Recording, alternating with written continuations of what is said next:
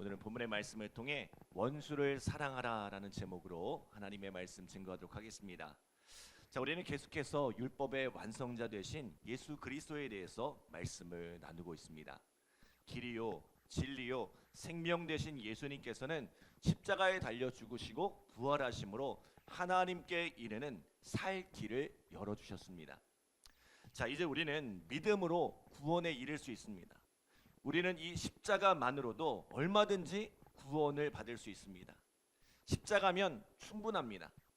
때문에 율법은 더 이상 우리에게 필요치 않은 것처럼 보입니다.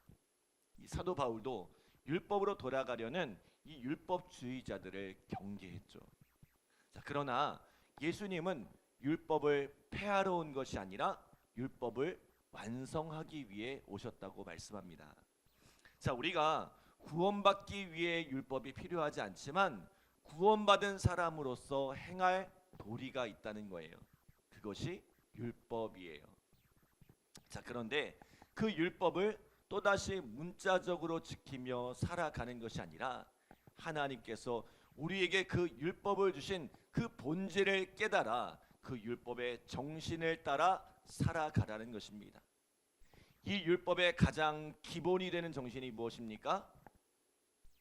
사랑하는 것입니다. 마가복음 12장 29절로 30절에 보면 예수님이 율법을 두 가지로 요약해 주십니다. 예수께서 대답하시되 첫째는 이것이니 이스라엘아 들으라 주 곧 우리 하나님은 유일한 주시라 내 마음을 다하고 목숨을 다하고 뜻을 다하고 힘을 다하여 주 너의 하나님을 사랑하라 하신 것이요 둘째는 이것이니 내 이웃을 내 자신과 같이 사랑하라 하신 것이라 이보다 더 큰 계명이 없느니라. 방대한 내용의 성경이 기록되어 있고 또 그 속에서 많은 율법들이 나왔지만 결국 이 모든 것은 하나님을 사랑하는 것과 이웃을 사랑하는 것으로 귀결된다는 거예요. 결국 신앙의 본질은 사랑하는 것입니다.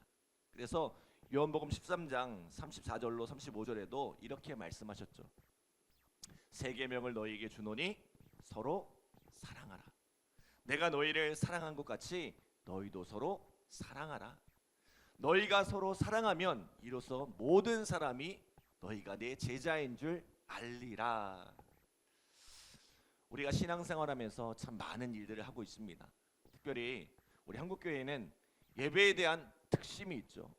이 주일을 거룩하게 구별하여 성수할 뿐만 아니라 이 새벽에도 날마다 깨어서 예배를 드리고 있습니다. 또 개인적으로 신앙의 성장과 성숙을 위해서 성경도 읽고 또 개인적으로 기도의 시간도 갖습니다. 또 우리 권사님들 얼마나 열심히 봉사합니까? 우리 저번에 식사하게 하면서 보니까 우리 새벽 예배에 나오시는 이 권사님들이 각 교회의 베테랑이시더라고요. 얼마나 일을 잘하시는지 몰라요. 그 교회에 없어서는 안 되는 일꾼들이라고 합니다. 그런데요, 우리가 이렇게 예배도 열심히 드리고 봉사도 열심히 하면서 주를 섬기지만 정작 우리의 마음에 사랑이 없다면 이 모든 것이 헛되다는 거예요. 정작 가정 안에서 가족들을 사랑하지 못하고 교회 공동체 안에서 지체들을 사랑하지 못하고 우리의 이웃을 사랑하지 못한다면 우리의 이 모든 수고가 다 헛되다는 거예요. 우리가 이 모든 일을 사랑에 기초하여 하지 않는다면 허사라는 것입니다. 우리가 하는 이 모든 일은 하나님을 더 뜨겁게 사랑하고 또 우리의 가족과 우리의 지체, 이웃을 더 사랑하기 위해 하는 일이란 거예요. 자, 지난 주일에 제 목장 식구들하고 목장 모임하면서 제가 한 방을 좀 크게 먹었습니다. 올해가 저희 새생명교회 30주년이 되거든요. 그리고 월드 사역을 하는 이제 첫 해이기도 합니다. 그러다 보니까 이 교회를 새롭게 하고자 이 머릿속에 온갖 일들로 가득 차 있습니다. 교회에 새로운 일꾼도 세워야 하고 간판도 새롭게 만들어야 하고 홈페이지도 만들어야 하고 교회 내부적으로는 음향과 영상 시스템도 개선해야 하고 교육관 시설도 좀 새롭게 바꿔야 하고 할 일들이 머릿속에 잔뜩 있습니다. 일. 여러 가지 일에 대한 생각으로 가득 차 있더라고요.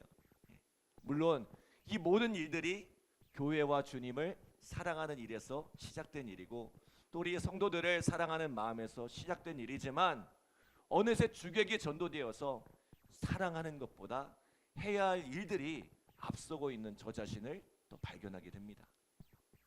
입술로는 사랑하는 것이 전부라고 이야기하면서 정작 제 삶에는 일에 파묻혀 있는 저 자신을 발견하게 되더라고요.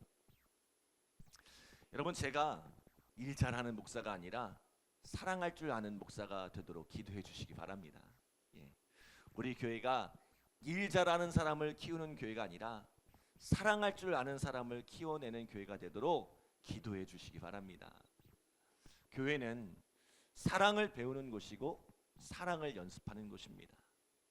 에베소서 3장 18절로 19절에 능히 모든 성도와 함께 지식에 넘치는 그리스도의 사랑을 알고 그 너비와 길이와 높이와 깊이가 어떠함을 깨달아 하나님의 모든 충만하신 것으로 너희에게 충만하시기를 구하노라 라고 말씀하시는 것처럼 우리가 그리스도의 사랑의 그 너비와 길이와 높이와 깊이가 어떠한 것을 깨달아 알아가는 것이 바로 교회라는 것입니다. 그래서 최종적으로 우리가 지향하는 이 사랑의 모습이 어떤 것입니까? 가족을 사랑하고 공동체를 사랑하고 이웃을 사랑할 뿐만 아니라 예수님께서 죄인된 우리를 사랑하시고 원수된 우리를 사랑하셔서 십자가에 자신을 내어주신 것처럼 이 원수까지도 사랑하라는 것입니다. 그것이 오늘 본문의 말씀이에요.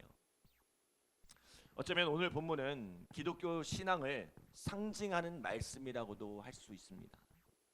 믿는 우리 그리스도인들에게는 그리 중요한 본문으로 다뤄지지 않지만 오히려 하나님을 알지 못하는 세상 사람들에게는 가장 많이 알려진 가장 유명한 본문이 아닐까 생각됩니다. 세상 사람들은 기독교 신앙하면 원수까지도 사랑하는 이것을 떠올린다는 거예요. 자, 먼저 우리 38절로 42절 말씀 함께 읽어볼까요? 38절로 42절 시작.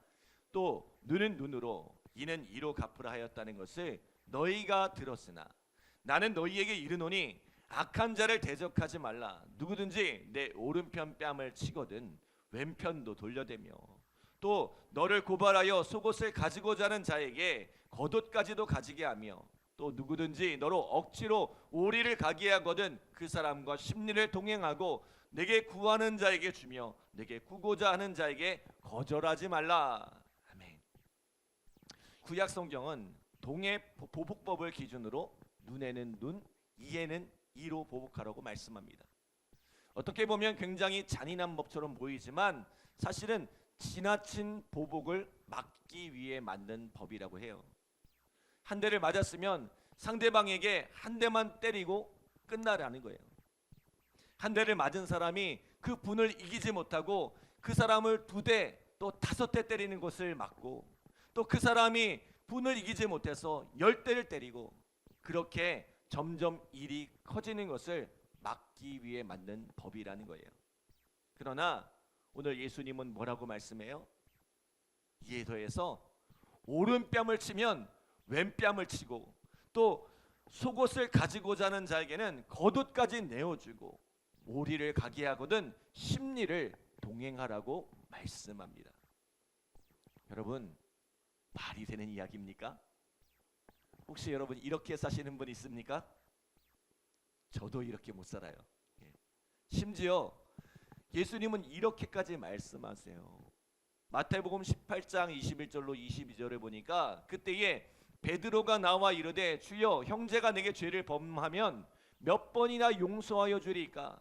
7번까지 하오리까?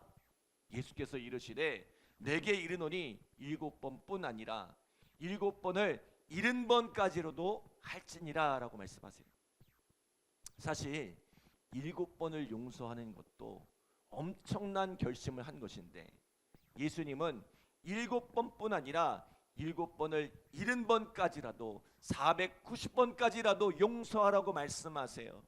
끝없이 용서하라는 거죠. 여러분 이게 되십니까? 저는 잘 안 되더라고요. 사실 단 한 번을 용서하는 것도 쉽지 않은 일입니다. 한 번 당하고 나면 잠이 오질 않아요. 그래도 내가 목사인데 이해하고 넘어가야지 하지만 마음 한켠에는 차곡차곡 정립이 되고 있어요. 여러분 혹시 그렇지 않습니까? 저만 그런가요? 그런데요, 예수님이 우리에게 이런 말씀을 주시는 이유가 뭘까요?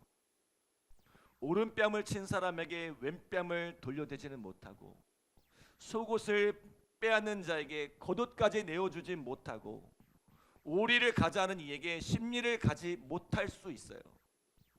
그러나 우리 만락교회 김병삼 목사님이 종종 말씀하시는 것처럼 이 말씀을 들으며 이 말씀을 생각하며 우리의 마음 가운데 불편함을 가져야 한다는 거예요.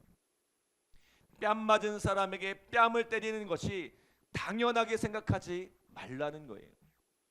나에게 해를 가한 이를 미워하고 원망하고 그 마음에 분노를 쌓아두는 것을 당연하게 여기지 말라는 거예요.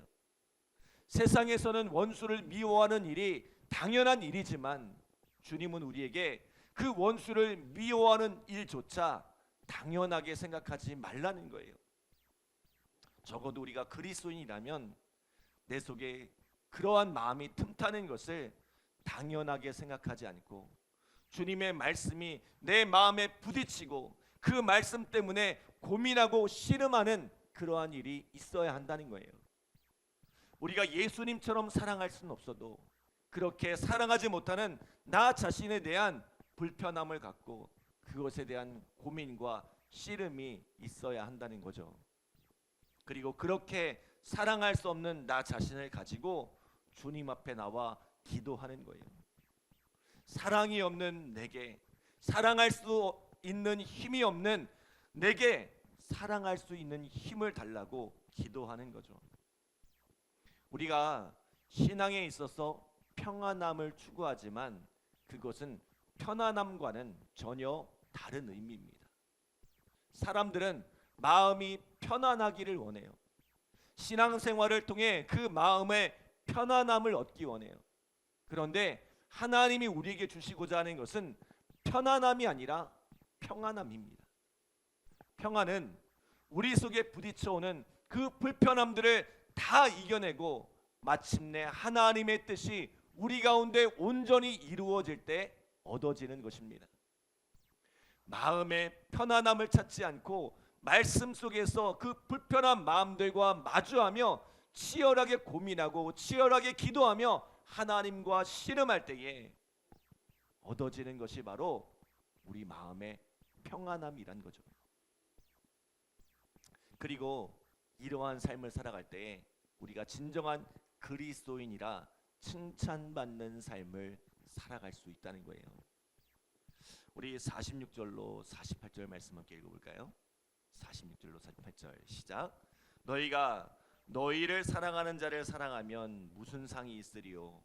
세리도 이와 같이 하느니라. 또 너희가 너희 형제에게만 무난하면 남보다 더하는 것이 무엇이냐? 이방인들도 이같이 아니하느냐? 그러므로 하늘에 계신 너희 아버지의 온전하심과 같이 너희도 온전하라. 아멘. 여러분, 세상이 교회를 향해 실망하는 이유가 뭔지 아세요? 세상은 기독교 신앙을 원수도 사랑하는 신앙으로 알고 있어요. 오른뺨을 맞으면 왼편을 돌려대고 속옷을 달라 하면 겉옷까지 내주고 오리를 가자 하면 심리를 가는 사랑으로 알고 있어요. 그러나 그들이 마주하는 목회자들의 모습, 또 교회의 모습, 그리스도인들의 모습은 세상과 별반 다르지 않고 때로는 세상보다 더하다는 소리를 듣고 있습니다. 사랑하는 여러분, 우리는 사실 그렇게 사랑할 힘이 없죠. 나를 해코지 한 사람을 사랑할 만큼 그렇게 우리는 강하지 않습니다. 그러나 그렇게 사랑하지 못하는 우리 스스로에 대한 이 불편함을 가지고 말씀 앞에서 또 기도로 하나님과 씨름할 때 사랑이신 하나님, 우리를 위해 자기 자신을 내어주신 그리스도의 사랑을 힘입어 이 원수까지도 사랑할 수 있는 힘을 얻게 되기를 간절히 기도합니다. 기도하겠습니다. 하나님 감사합니다. 복된 새벽 귀한 말씀 주시고 또 말씀으로 우리의 삶과 또 우리의 마음을 돌아볼 수 있도록 인도하여 주심에 감사드립니다. 하나님, 내 이웃을 사랑하라 말씀하셨고 또 내 원수까지도 사랑하라고 말씀하셨는데, 하나님, 우리 안에 진정한 사랑의 삶을 살아가고 있는지 우리 자신을 돌아보게 됩니다. 하나님, 사랑하기 위해서 우리가 이 모든 일들을 하고 있는데 우리가 정작 사랑하지 못하고 분주함 속에 살아가고 있지는 않은지 우리 자신을 돌아보게 하여 주시고, 우리가 힘써 사랑하며 우리의 가족과 또 우리의 공동체와 또 우리의 이웃들을 사랑할 수 있는 힘을 더하여 주옵소서. 그리고 무엇보다 원수까지도 사랑할 수 있는 그 사랑의 능력을 우리에게 더하여 주시옵소서. 하나님, 우리에게 사랑이 부족합니다. 우리는 사랑할 수 있는 힘이 없습니다. 주님께서 우리의 마음 가운데 찾아오셔서 우리의 마음을 다스려 주시고 우리 안에 그 풍성한 사랑을 더하여 주시옵소서. 오늘 이 새벽에도 간절히 기도하는 우리 성도들의 마음속에 그 사랑을 더하여 주시고 하나님의 풍성한 응답으로 축복하여 주시옵소서. 감사드리며 예수님의 이름으로 기도드립니다. 아멘.